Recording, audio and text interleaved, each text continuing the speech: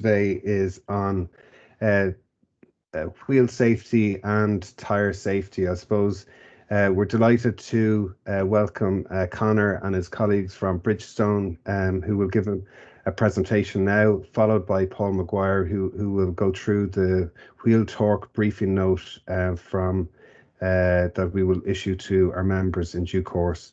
But I suppose road safety is everyone's responsibility. Ensuring commercial vehicles not only have legal tyres, but that the wheel nuts are torqued appropriately and checked regularly is essential in reducing the risk of a runaway wheel that can cause serious damage to third parties, or in the worst case, cause serious injury or death. And too often wheels become detached from commercial vehicles during use. Improper wheel torque is one of the main reasons for wheel loss. A detached wheel can travel at speeds of up to 150 kilometers an hour and reach heights of 50 meters and is equivalent to 10 tons in weight. So I think this is a really important topic. It's good timing in terms of advance of Road Safety Week from the 4th of October and Tyre Safety Week. So delighted to welcome Conor to open the presentation here now. Thank you, Conor. Lovely. Thanks very much, Aidan. Thanks, everybody, for the opportunity to present here today.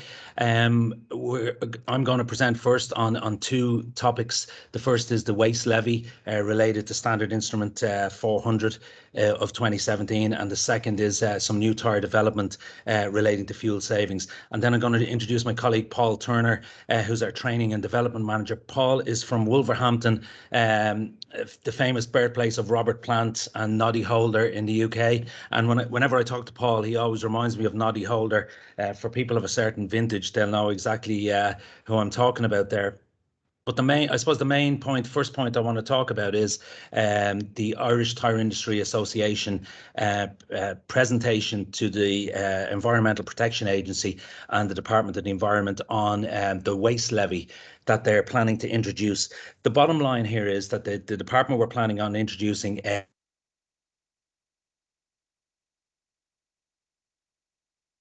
Sorry, Conor, you're going on mute there.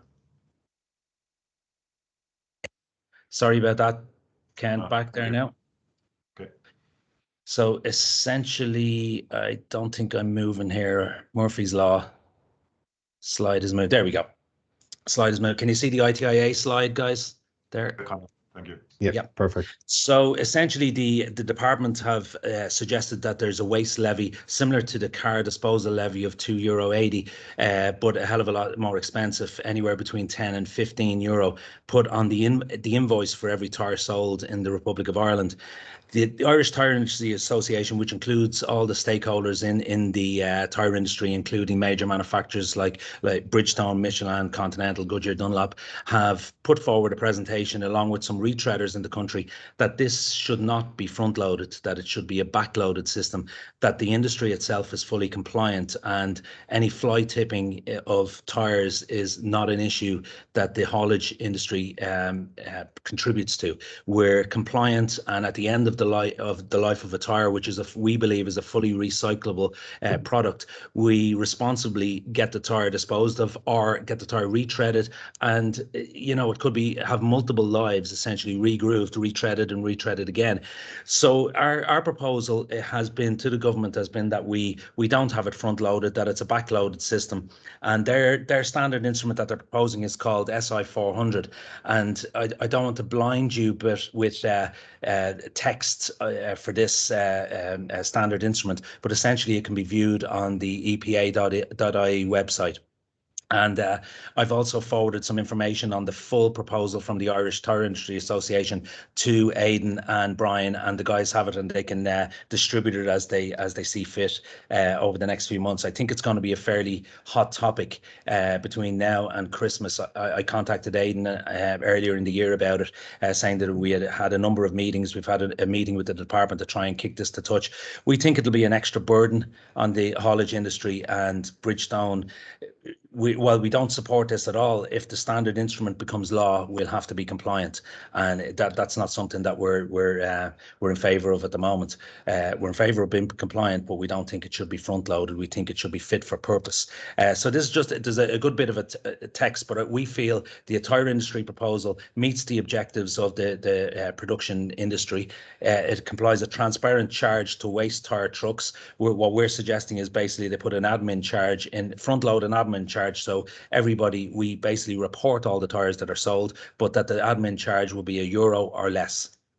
It enables the compliance scheme and the Environmental Protection Agency to manage the waste flows and look at the numbers in Ireland.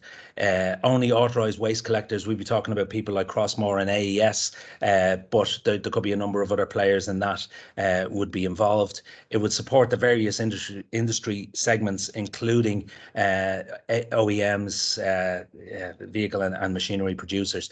So as I said, Aidan has all the details. I don't want to go through a mountain of text here, but we're fighting essentially on behalf of the industry, on behalf of the haulage industry, and we feel that this is the way to go. We hope we're successful. When they introduce this, or if they introduce this, there's very few standard instruments or laws that have been reversed over the years. So I think we have to fight it now before it becomes the law. So that's just on that waste levy. So it just informs you of what's going on and the fight that's going on behind the scenes.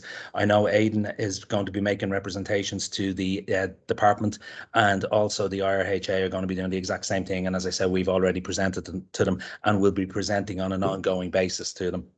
So now on to the shameless advertising of Bridgestone and what we're doing with our new tyres in relation to VECTO. I'll explain what VECTO actually is in a few minutes. But Bridgestone, essentially, we're the largest tyre company tyre and rubber company in the world, and we're suppliers to some of the biggest OEMs in the world. You see a lot of household names there, but the big thing for us in Ireland will be the likes of DAF, Volvo, Scania, Mercedes-Benz, Iveco trucks, Renault, etc.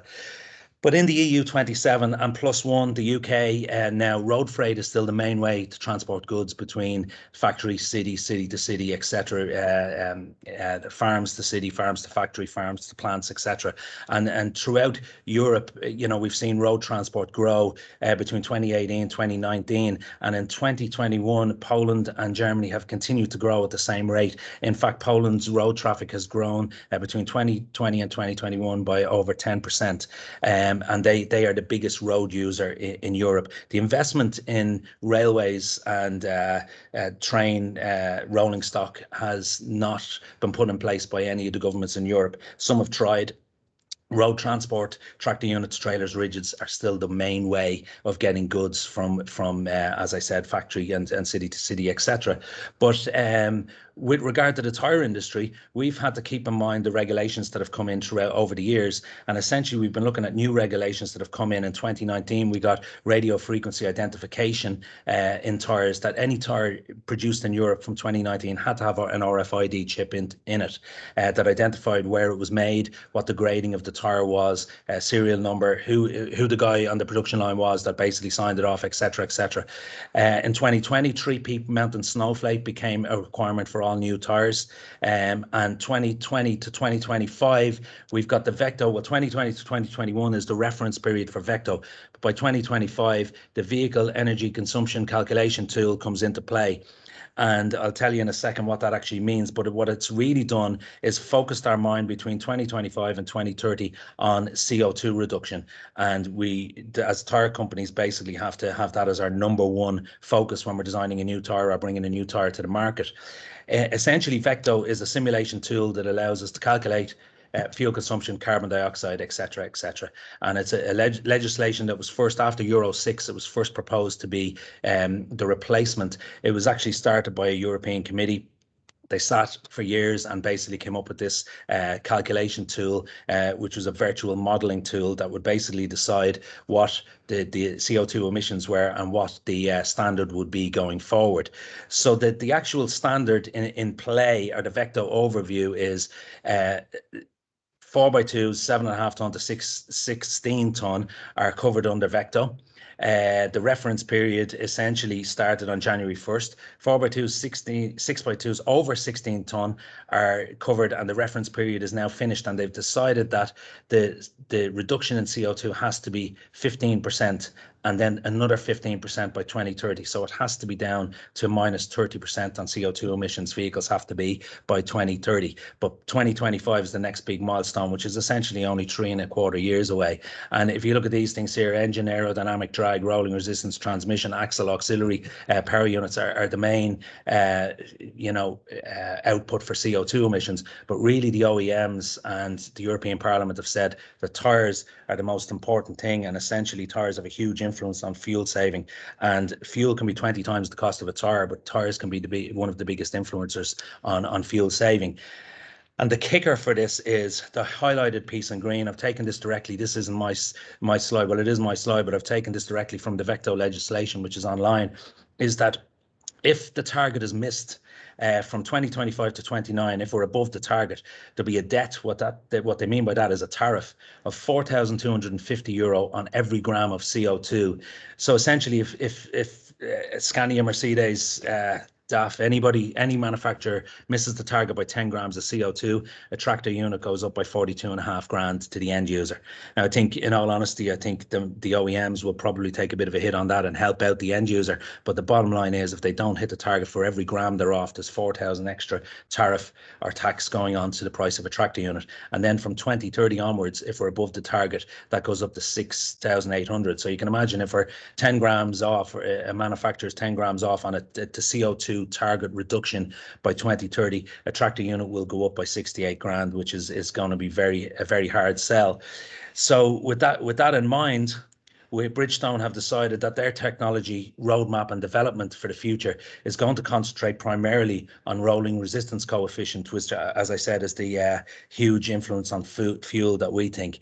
This basically means that the end user, the total cost of ownership comes down. We save fuel. The tyres may not last as long. They may not be it may be more application specific, but essentially we help the OEMs hit that target of CO2 reduction, reduce the CO2 footprint for Europe, and be fully compliant. And if we're talking about electric vehicles, we also have that issue where we give that battery range extension, because essentially the rolling resistance, the tyres will free roll longer.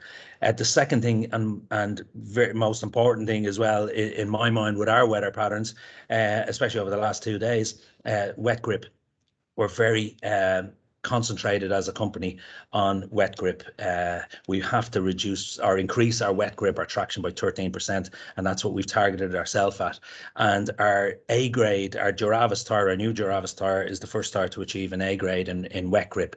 We've BCB in fuel, which is class leading, but we've ABB on wet grip, which is something else. We're delighted with that, to bring that to the marketplace. So safety is paramount there. And then with nighttime deliveries and the electric vehicles coming into play more, we have to concentrate on the noise reductions, and we've been targeted by 2025 by the EU with reducing noise in tyres by up to 2 decibels. And then again, another bit of shameless advertising, but these mega trends we've come up to the plate, and we've been the first company to actually focus on this and release a regional tyre that does this. It's created a bit of stir in the marketplace, because essentially the tyres are concentrating on 3 things that weren't necessarily priority in the past. But this roadmap and these 3 mega trends essentially have focused our mind and Bridgestone on what we need to do going forward with these things. Concentrate on the rolling resistance and the wet and the noise. So we all know, we've all seen a picture of this person, Greta Thunberg. I was delighted to see she gave Mr. Trump a hard time over the environment a few years back. But when you look to all of the websites, you kind of see that it is climate change is serious. It's something that we have to take, no matter of the thousands of websites that you can go to. No matter where you go, everybody says, global temperature is going up, carbon dioxide emissions, parts are going up, the ice sheets are melting. We can see that from space. It is what's happening. So we have to do something about it, and we're essentially, as a company, fully invested in doing this. We do not want to be as a company like, you know, the likes of Kodak, like Polaroid, like Nokia, who are not in existence anymore because they didn't embrace the smartphone technology. We want to move forward and we want to introduce these and concentrate, as I said, on the mega trends. And with that in mind, we've introduced with VECTO the Bridgestone Duravis or steer tire into the marketplace. So that's the reason why we've done it. I think a lot of people are saying, well, why didn't you keep your old M729? Why didn't you change? That was a tire I used for years. The reason we didn't is it's now illegal to manufacture a tire with that rolling resistance grading in Europe and that wet grip in Europe. We have to provide safety and we have to reduce CO2. And it's all tire companies are going to do it. We've just been first off the block. So there is a bit of, you know, if I had 10,000 M729s here in Balbriggan, I'd be able to sell them tomorrow. But unfortunately, we're looking at different things and mega trends, as I said. So look, thanks for listening. We'll open it up for questions at the end. I don't want to take all Aidan's time, but I'll just hand you over now to Paul Turner, Training and Development Manager from the UK. So over to you, Paul. Thanks, Connor. Afternoon, everybody, and thanks for the invite for coming along today. It's good to speak to people about one of the issues that we have on our training agenda for Bridgestone, which is we class as commercial wheel security. A tiny little bit of background about myself. I've worked for Bridgestone for 31 years.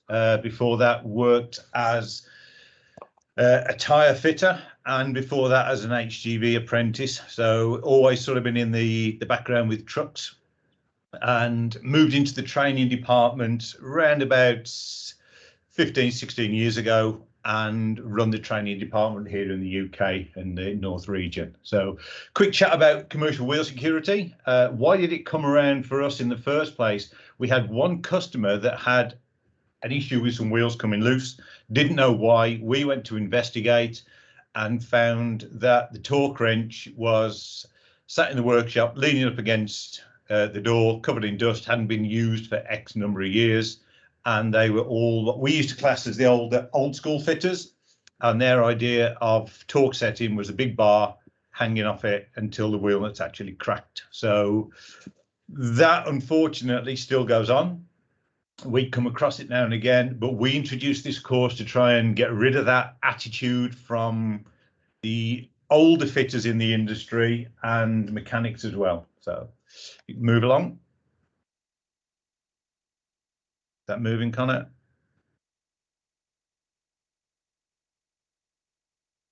It's just a little video to show what's the problem. Well, what happens when a wheel comes loose? I know it was mentioned earlier about a wheel, and that's the sort of instance we're dealing with. Obviously not in, you know, it's outside of Europe, but it just shows that when a wheel does come loose, it doesn't just fall off, it accelerates. These are the sort of actual consequences. These are taken from, as you can see, the sources there, Daily Mail in the UK and the BBC website. And a lorry driver was actually jailed for 12 months when a wheel from his vehicle came off and killed someone. And you can see the highlighted bit at the bottom is, as the police said, it is generally down to lack of maintenance, poor maintenance, even basic maintenance, that wheels do come loose. And the second one, as obviously you can see there, wheels come loose on a vehicle, bounced across a carriageway and landed in the front passenger seat of that vehicle. Luckily, the driver's child wasn't in the vehicle, although if he had, I think it's very obvious from that photo what would have happened. So not ideal. Okay, so we asked the question, why do wheels detach? Why do they become loose? There's a number of reasons. Incorrect or insufficient torque, and that's just the clamping force between the hub, the wheel and the nut. Over tightening. This stretches the studs. That can cause the wheel nuts to come loose. They can even break off. Vehicle hubs, they need regular checking. You get maintenance errors. Incorrect components, poor condition wheels, damaged, dirty, rusty, just plain worn out. Some people tend to forget that a wheel, it's exposed to all the elements. And if it's not maintained, if it's not cleaned, it will come loose. I come from working in my early days in the industry of vehicles where you could take one wheel from another, one wheel from one vehicle, and it would fit straight onto another vehicle, no issues. Nowadays, with the wheel type fixings, it's not possible to just move them over. They have different fixings, hub mounted, spigot mounted, some have wheel centers. So, you know, a lot of issues to carry out, but the main thing, one of the issues is it can be traced to poor maintenance, and you're not going to go through everything, but you can see on the right there the slide about you know, failed wheel studs, etc. So British standard, and I know obviously you're not in part of Britain, but I think you follow the standards pretty much. And British standard AU50, which is the British standard for wheel security, states that any component must be of a high quality. Wheel fixings are classed as a safety critical component, and they must meet certain standards. Just go through all of these, Connor, and then we'll talk about them as they come up. So a wheel torque 600 Newton meters. So a typical wheel torque setting for a Mercedes vehicle would produce between 19 and 24 tons of clamping force from each bolt. Retorque the wheel that's as per the manufacturer's instructions, which is a big thing that we're trying to get over to these the technicians. Correct torque setting must be used, and not only the torque setting but the procedure. So either 50 to 80 kilometers distance or 30 minutes standing time. The 30-minute standing time can cause some issues with certain vehicle manufacturers. I know the likes of Mercedes, in their handbook and in their workshop documentation, says that the vehicle must be driven between 50 and 80 kilometers. The 30-minute standing time is not sufficient for them. 30-minute you know, roadside breakdowns, etc., becomes difficult. You know, you can't really wait there 30 minutes. But any deviation from the manufacturer's setting, and this is what we say to our service providers, must be obtained in writing, because it's always down to the person who put the wheel on last to make sure they're doing it to the correct standards. Wheelers can slacken even after 100 miles, and it can influence by a number of things: operating conditions, driving styles, etc., roads. And because of the different vehicles now, the way different torque settings, the different types of wheel fixings, it's almost impossible to give a one-size-fits-all answer. Whereas many years ago, it was just a case of on it goes and as tight as you can possibly get it. So, okay, next slide. So if it's so critical to actually use the correct information to put the wheels on, to tighten the wheels up, where does that information come from? Well, if it's your vehicle and it's your fleet of vehicles, yes, you may well know that. But for people such as the service providers that go out and work at the side of the road, you know, they can't remember every single vehicle setting. That's why a number of years ago we introduced something called the Bridgestone Retorque app. And it's an app that lists all the information from the vehicle manufacturers. We put them in a very easy to use application that's available for Android and Apple. It's been recently updated to include van settings. If you do a search on your store, the App Store, on Bridgestone Retorque, you can download it. It's free. I know that a lot of the industry use it here in the UK, and for training purposes, we were at a meeting recently with Michelin, and even they use it on their training courses. So it's invaluable. It is due a major update this year, and that should be going through soon. Okay. So causes a loss of clamping forces. The old over tightening, frequent use of the impact drive, 1-inch impact wrenches. What the remedy is, run them up by hand. Now, you know, I've worked in the industry long enough, I know that's not going to happen. But with small impact wrench, they recommend initial torque setting of about 60 Newton meters before taking it up to its actual torque setting, and the final tightening with a calibrated torque wrench. The other main reason is you do get a loss of clamping forces, because when the wheel's fitted, the standard procedure, clean it. Any particles of rust, dirt, grease, oil, etc., get caught between the hub, the wheel faces, and the washer. can wear away, can go to a powder, and you will lose clamping forces from there. So the remedy for that, just make sure everything's as clean as possible. Any paint, any rust is removed to the best of the ability at the time. Okay. So the Society of Operations Engineers and the IRTE, who ratify our courses that we deliver here in the UK, they say establish any causes of wear on any loose wheel nuts before retightening. Worst thing you can do with a vehicle that's got a loose wheel is tighten it up. If you had a tyre that had lost a high proportion of its pressure, you'd take it off, check it for a puncture. The last thing you want to do is just retighten the wheel. If it's come loose for a reason. All surfaces should be clean and free of any paint and rust, etc. Nuts should run freely the whole length of the stud thread, no snags, no catching, no damage to the threads.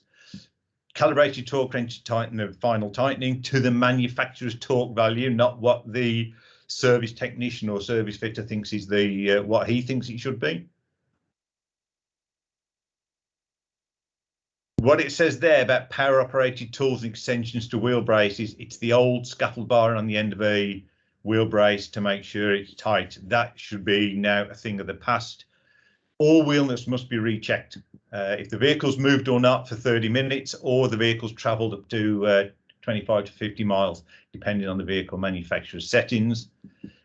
This one always causes some discussion on training courses. I've actually seen somebody do a retorque on wheel nuts where they didn't just check the tightness, they actually slackened the wheel nuts off to retighten them to make sure they got them at the right setting, which sort of defeats the object. You got to start all over again.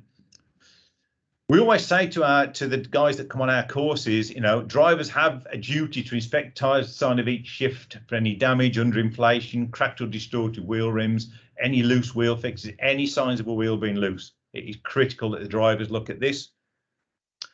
I think the final one, if they do check for any wheel nuts, no longer than 500mm bar. So the days of bouncing on it with a scaffold bar should be longer. Next slide. Obviously, don't want to go into too much detail about this, but you can see it's just a reiteration of what we've spoken about. Make sure all the mating surfaces are cleaned. There's no flaking, rust or paint. The nuts, the threads, etc., are all in good condition, and lubricate where advised to do so. There are certain manufacturers that recommend no lubrication on wheel nuts, that it goes on clean, dry threads. That's because it has a coating. It's normally identified by the wheel nut and the wheel stud being a silvery grey colour, and it's a coating called Geomet. It used to be called Dacromet, but they've moved away from that because of environmental issues. But anything that's silvery grey shouldn't be lubricated. It'll tell you in the Bridgestone Retorque manual app, whether to do it. And again, first thing I ever learned when I went into a workshop, 16 years old, which is quite a long time ago now, but tighten them up diagonally. So as you pull the wheel up square, because if you don't, you're just going to do damage and you're going to sort of defeat the object of torquing everything up. So correct sequences, and these are taken directly from the in-app pages of the Bridgestone Retorque app. Okay. Oh, I've got some time back. So I did try and sort of go over it, not missing stuff out, but within a reasonable time, just in case anybody has got any questions or anything they'd like to ask or add to it. Thanks, Paul. Over to you, Aidan. Yeah, thanks, Paul, and thanks, Connor. I you know, it is so important. I think that the reason that we wanted to get you guys in to do the presentation today is it is massively topical within our membership. There's been a couple of near misses for companies recently from contract providers who are responsible for looking after the wheels, which obviously causes a lot of angst and anxiety. And it certainly happened to me in my own car a couple of years ago, which was interesting as well. So really an awful lot of really good, relevant information for all road users, really, I think. But certainly from understanding the major differences, of course, for truck tires.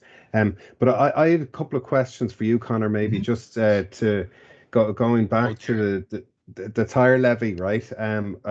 You know, and we will be picking this up again, but could you maybe explain, you know, simply, I suppose, what is meant by kind of backloading the payment? Like, who would be responsible for paying or looking after a levy, you know, more or less at end of use? And the other one really was fairly simple, I suppose, but I was interested in terms of the work that's been done on the rolling resistance, and in terms of the noise reduction. I mean, it's a significant reduction of 2 decibels.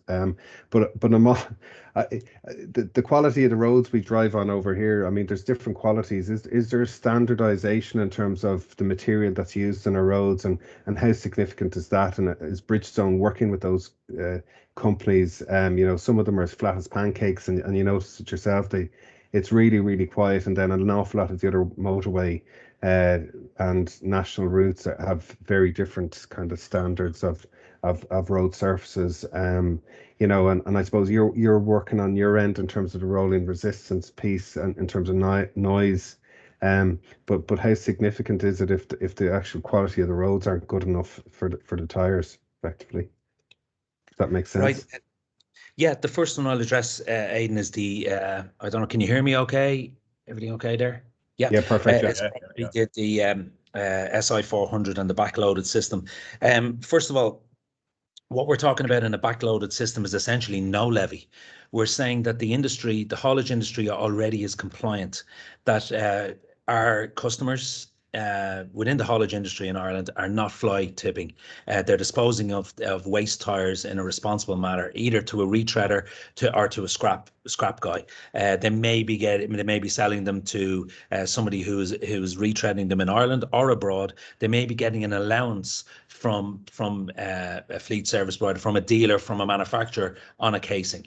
So there's no backloaded. What we mean by saying backloaded is essentially doing it the way we've always done it, which is responsibly. Haulage industry is a responsible organisation as far as we're concerned in Bridgestone.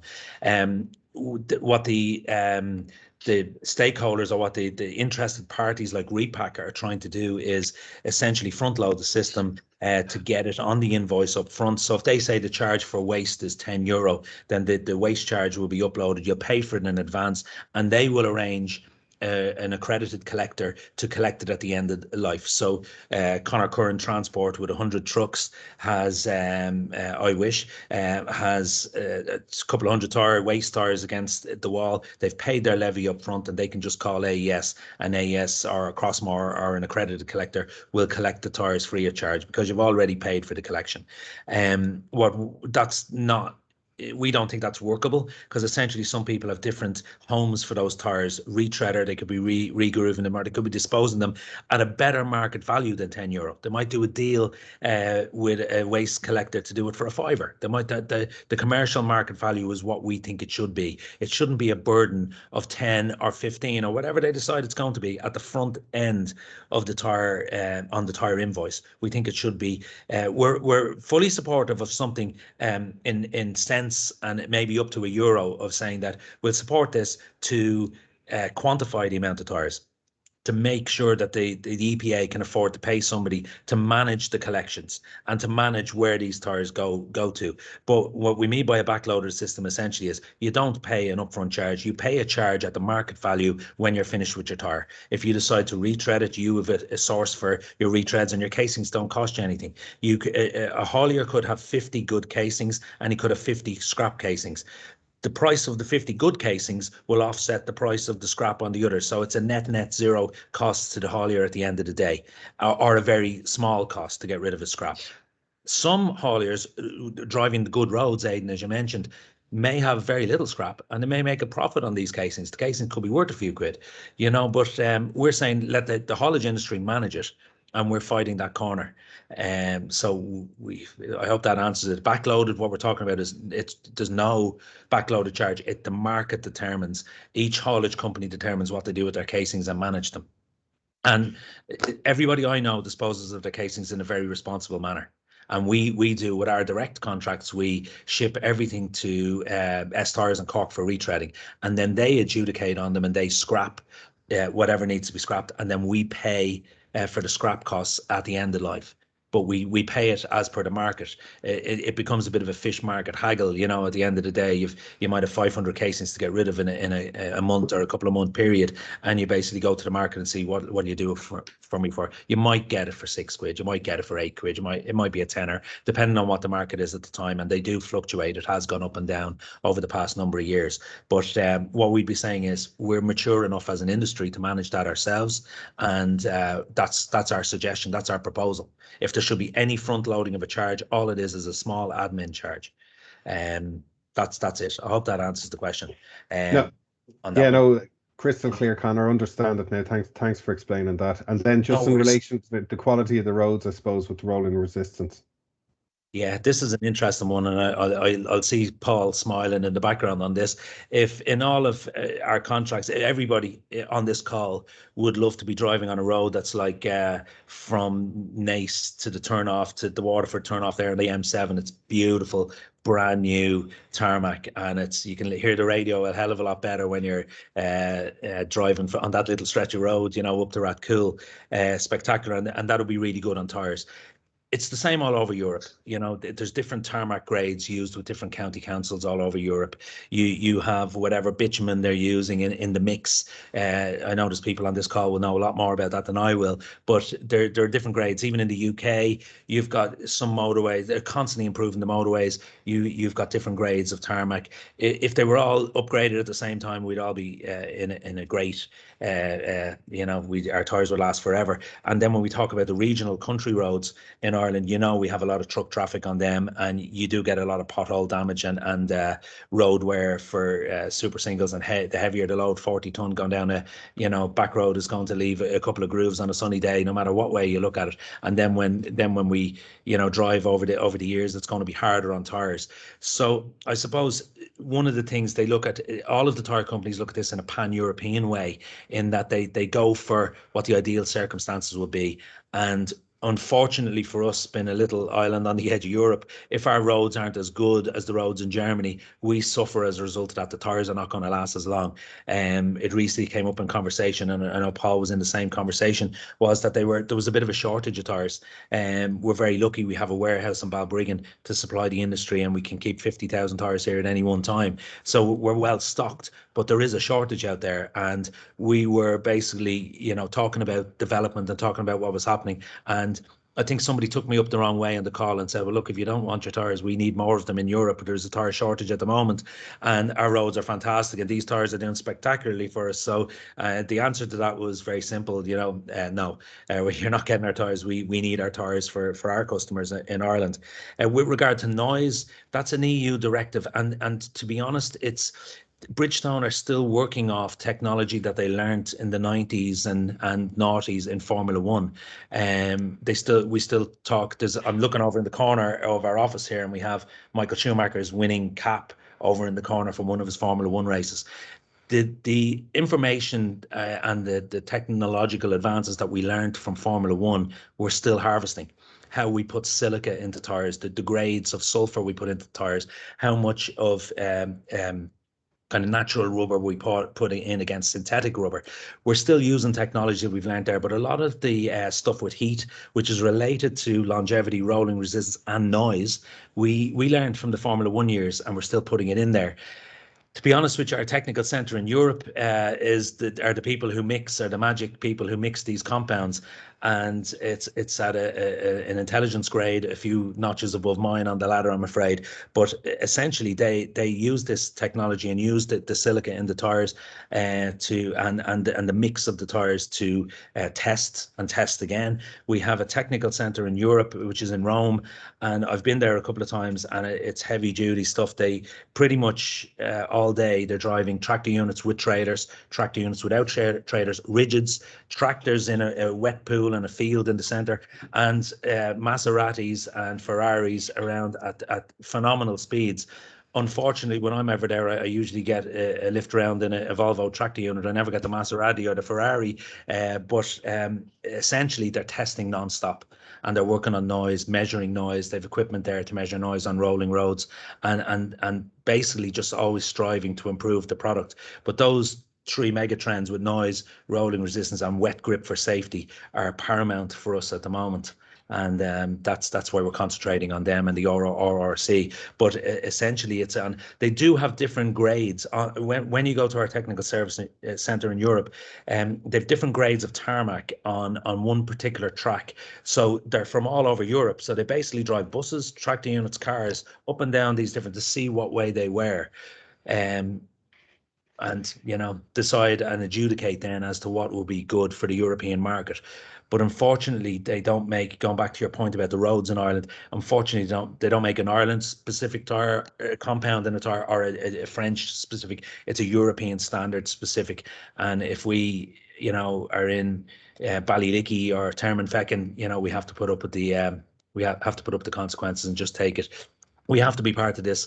We fully, as the biggest tire company in the world, a bit of shameless plugging there, but we have definitely got into this, that we're not going to get left behind. We're not going to be Kodak or Nokia. We're going to embrace what the future is looking at. And look, all the tire companies are doing it. We just happen to have gone in first with Duravis into the marketplace for this wet grip safety and rolling resistance characteristic within the tire. That's great stuff, Connor. Thanks a million for this. I think, the moral of the story really is that, when you're choosing your tire brand, there's a lot to take into and consider going into the future. So, there is a massive amount of work, obviously, that's going in. There's a massive amount of changes coming in tandem with lots of other things. But thanks, Connor and Paul, for your time today. I'm just going to ask a colleague, Paul Maguire, who's just going to go through our new briefing note, kind of in terms of wheel torque. I know Paul Turner has obviously covered an awful lot of in greater detail in terms of what's included in this, but I'll ask Paul just to go through his presentation for members there now. So thanks very much. Over to you, Paul. Thanks very much, guys. Paul had me laughing there because I remember being in the workshop one day when I was workshop foreman, and I had told the lads under no circumstances were they to ever go near wheel nuts with an air gun, putting them on. And I came back out, and there was one of the lads, actually there was two of the lads, swinging off a goalpost that they found somewhere attached to an inch, an inch socket. So the lads will find a way to just annoy you every time when you try to do this. I'm going to pop up my presentation here. Some of the stuff will have crossed over, but I'm going to kind of come up mine from a little bit more of a compliance end of things first. So everyone should be able to see that there. And we're kind of going to talk about what we have to do as an industry to have, to be compliant with our wheel torquing. So exactly as the lads were saying, coming up, we're going to, and it's from the 4th of October till the 11th of October, the RSA are going to have a road safety week. And that's very, very important for us because one of the things that the RSA do focus on is wheels and tires. And they have done and can do is put a vehicle off the road until such time as even one tire on the vehicle is made safe or changed or torqued up. So that's one of the things to really be cognizant of as we go through. Now, Aidan is going to send out a briefing note after this, and you'll have access to it. You can pass it out to your maintenance staff and your drivers. But as we've seen, wheel security is a critical part of your responsibilities, whether you're an operator or as an operator license holder, transport manager, or a driver. So it's really, really important. And as that, we should have preventative maintenance regimes in place. They should be functioning effectively. And we should have a culture of compliance for all those involved in it. So that's really, really important because it's everybody's responsibility, not just the mechanics, not just the drivers. It's a part of everyone. And as we know, there's two key elements to wheel safety: wheel nut torque and the tire maintenance. And the guys have covered both of those. As I mentioned earlier on, and I think it's really, really worth repeating, and the guys had the same picture, so we're all thinking off the same hymn sheet here. If a wheel becomes detached from a heavy goods vehicle, the best case scenario is it'll roll off to the side of the road and it'll come to a complete stop. However, the more important thing is if they become detached from a moving vehicle, they can accelerate up to, and we'll go through this slowly, 150 kilometers an hour. They can bounce up to a height of about 50 meters. And if they collide with your vehicle, and as they had mentioned before, it can hit you with the equivalent force of 10 tons. That's something to be really, really aware of. Again, the same sort of thing, same graphs and everything, so we're all thinking on the same hymn sheet, but we have to adopt a robust wheel checking and fitting policy together with, and this is very important, an effective recording system, because that's going to help you with maintaining wheel security, reducing the likelihood of wheel detachment, and reducing the likelihood of the vehicles attracting prohibitions and being stopped by the RSA until we get someone else out to deal with it. So as we mentioned before, everyone has responsibilities for this. So the driver, the operators and the maintenance staff, and third-party maintenance and service providers. So we'll go through what each one of their responsibilities is now. So basically the driver, and we know that drivers of commercial vehicles have a legal responsibility to ensure that their vehicle is fit to be used on a public highway and free of visible defects. They're legally required to report any defects that they've identified in writing. And as part of their pre-use checks, the driver should always carry out a vehicle inspection, and that should include the wheels, okay? For the operators and maintenance staff, very importantly, it's a requirement of our haulage operators or road haulage operators license that we maintain our vehicles in a safe and roadworthy condition at all times. And as we said, the RSA, they take loose wheel nuts or incorrectly torqued wheel nuts very seriously, because what they will deem that as a poorly maintained vehicle, and they will see that your maintenance regime is not as it should be. So operators should ensure that maintenance policies should be sufficiently robust to prevent wheel loss from occurring, and that staff are adequately trained in maintenance procedures, and that's very, very important. Now, if we're using third-party maintenance providers, it should be noticed that regardless of any third-party maintenance contract that we have, including outsourced Tyre contractors, the operator is ultimately responsible for maintaining the vehicle roadworthiness. And again, when we have these systems in place and we're looking at third-party companies doing this for us, we should ask what their policy is on tyre maintenance or on wheel nut torquing, and we should get a copy of it. Like Aidan has mentioned previously, we should always look into auditing our third-party maintenance providers to make sure that they are providing the services that we require. So why do wheel nuts come loose? Well, again, vehicles are subject to a large amount of forces acting on it as we drive: vibration, cornering, heat, acceleration, and braking. And the wheel nuts can actually, the clamping force can relax on those wheel nuts, as we've seen before. Basically, why do they come loose? Well, the fixing is insufficiently tightened. The fixing is over tightened, and again, that could be nearly as bad. And as mentioned again, and I had mentioned there earlier on with the guys, I always discourage my mechanics never to put a wheel nut on with an air gun, because that can actually cause more trouble than it's worth. It can also cross threads and it can over tighten them. And then any defect, including wheel nuts, should be reported immediately and should not be driven without the defect being investigated and rectified. And Paul had mentioned about investigating why the wheel nut had become loose in the first place, rather than just tightening it up and letting it back on its merry way. Now, for the driver, it's really, really important that they know the signs to look out for while they're out and about and doing the walk-around checks. So we're looking for signs of damage to the nuts and studs, any cracked wheel nuts, washers, or that sort of stuff, any distorted rims, particularly rims which might have a locator stud on them. Some of the heavier vehicles might have a locator stud on them, and if the wheel and locator stud hole is not lined up properly, when you drive the wheels home, it can actually bend your rim. Any elongation of wheel stud holes, and that will be a sure sign that your wheels are loose. Any missing, broken, or loose fixings or components. Any signs of wheel looseness, and we can see that by bright metal in the areas where the wheel nut and washer should be sat. Or any rust that can be seen radiating out from the wheel nut and washer. And that could be a sign that water has gotten in between them and starting to rust. The position of the wheel nut indicator devices, if fitted, and we would strongly suggest that they would be fitted, which can indicate that the wheel nuts have moved, or any blocked ventilation holes, which, and again, goes to the same thing as our wheel nut locator studs. Now, with the maintenance of wheel nuts, no doubt that good maintenance practices are a major contributing factor.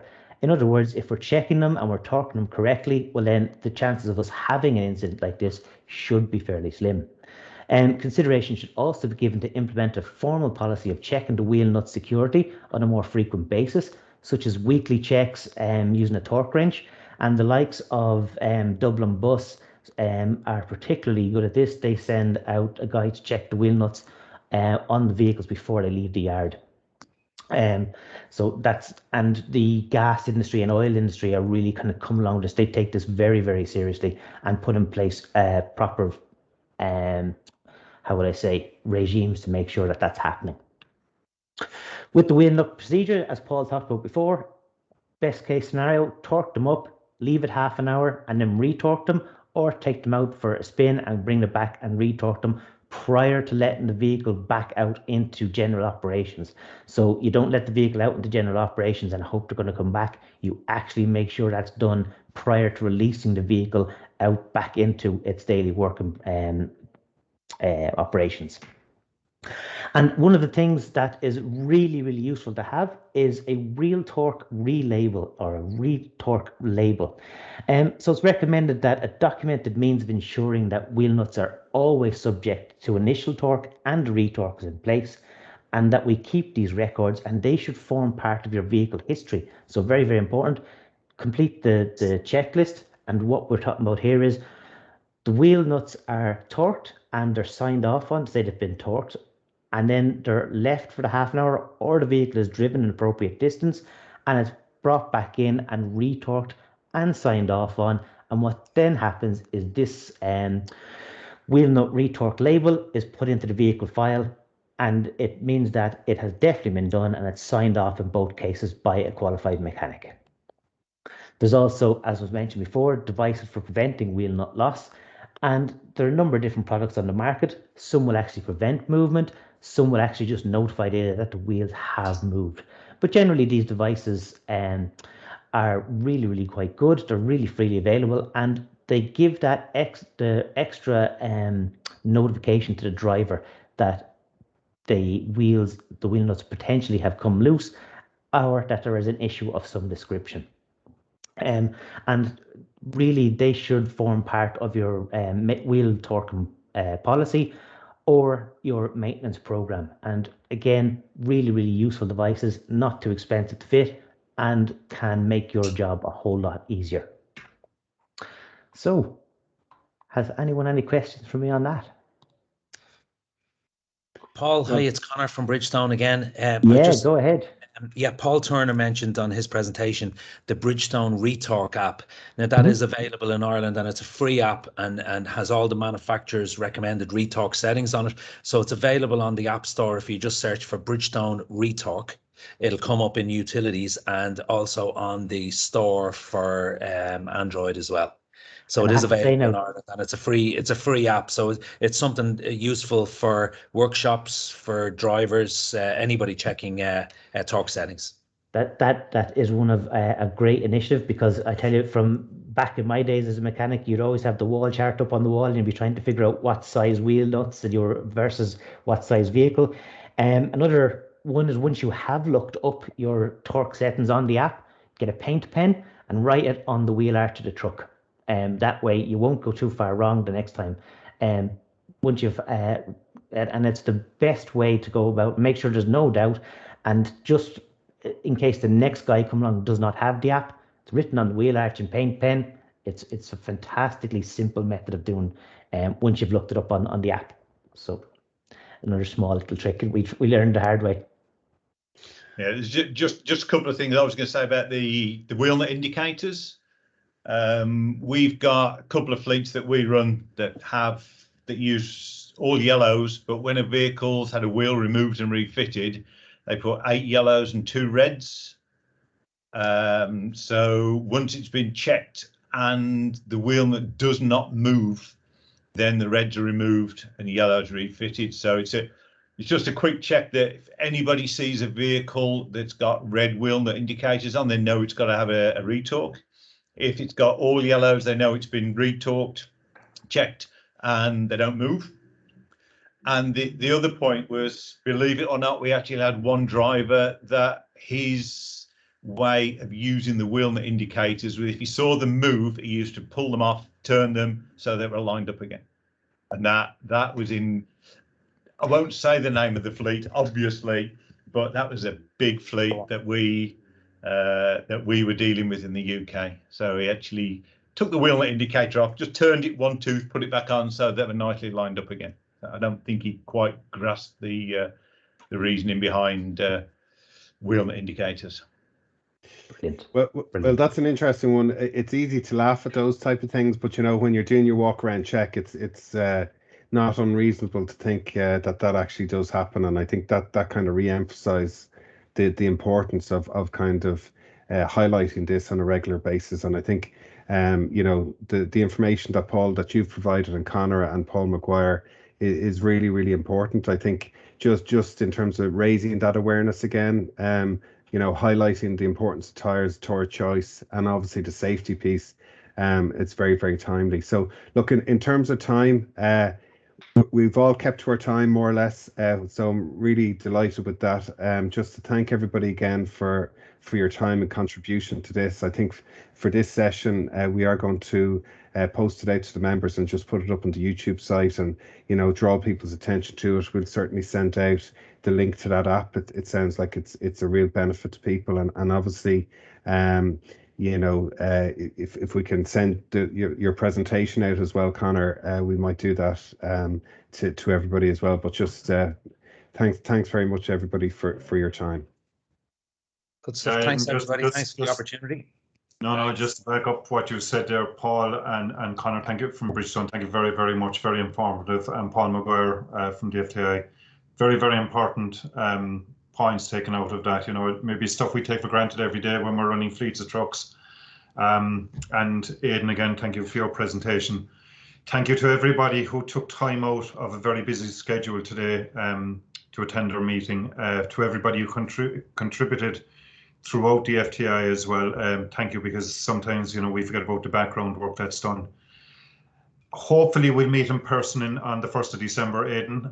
That's something that we are going to strive towards, and we'll leave you know in the near future. But what I would ask, please, whether it's what we went through on the agenda today, or whether any questions